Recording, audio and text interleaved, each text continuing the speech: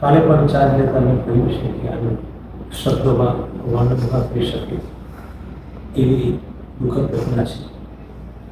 આ ઘટનાને ધ્યાને લઈ અને આપ પણ સુવિધિત છો કે રાજ્ય સરકારના તમામ વિભાગો આ ઘટનાથી દુઃખી થઈ અને રાજ્ય સરકારની વિવિધ એજન્સીઓ વિવિધ સૂચના અનુસાર કાર્યવાહી આરંભી દીધેલી છે.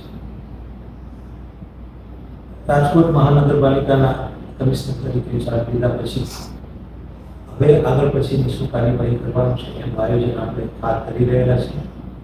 એના જ ભાગરૂપે જે છેલ્લા 25 તારીખે જ્યારે આ ઘટના બની ત્યાર પછી રાજકોટ મહાનગરપાલિકામાં જેટલા ગેમિંગ ઝોન ફાયર એનઓસી મંજૂરી વગર ચાલતા હતા એની સામે રાજકોટ મહાનગરપાલિકાએ કાર્યવાહી કરી છે.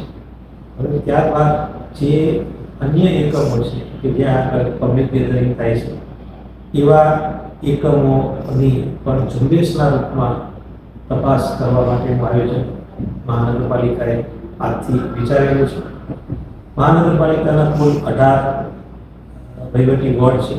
તો તમામ વોર્ડ માટે સંબંધિત તમામ અધિકારીઓ એમાં ફાયર સ્ટેશન ફાયર ઓફિસરનો સમાવેશ થાય છે, વોર્ડના અધિકારીનો સમાવેશ થાય છે, પ્લાનિંગ શાખાના અધિકારીનો સમાવેશ થાય છે, સ્કૂલોને પણ આપણે ચકાસવી છે એટલે શિક્ષણ વિભાગના પણ એક કર્મચારીનો સમાવેશ થાય છે, એક પોલીસ કર્મચારીનો સમાવેશ કરી આવી ટીમ બનાવી અને તમામે તમામ 18 વોર્ડમાં ઝુંબેશના રૂપે આજે બપોર બાદ જ કાર્યવાહી તપાસણી માટેની ચાલુ થઈ જશે.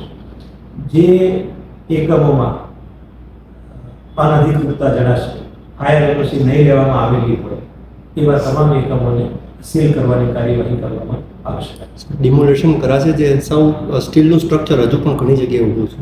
હા, જ્યાં આગળ કોઈ પણ જાતના વિકાસ પરવાનગી લેવામાં આવેલી નથી, જેમને નિયમિત પણ નથી કરી આવા બાંધકામો જો આવા એકમોમાં હશે તો એને પણ નિયમ અનુસારની કાર્યવાહી કરી અને એને દૂર કરવાની કાર્યવાહી આગામી દિવસોમાં મહાનગરપાલિકા કરશે.